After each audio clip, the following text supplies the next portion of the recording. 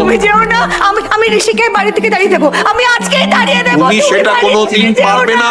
পারবে না তুমি আমাকে মাথার তৃপ্তি দাও না। আজকে আমি তোমাকে আমার মাথার তৃপ্তি দিচ্ছি। আমাকে আর মিঠিকে আটকাবে না। আটকালে তুমি আমার মরা মুখ দেখবে।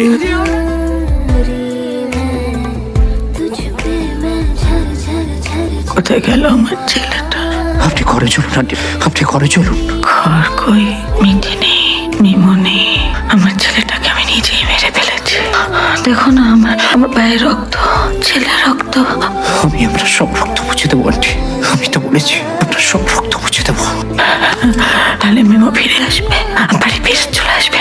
আমার ছেলেটা আমার কাছে চলে আসবে।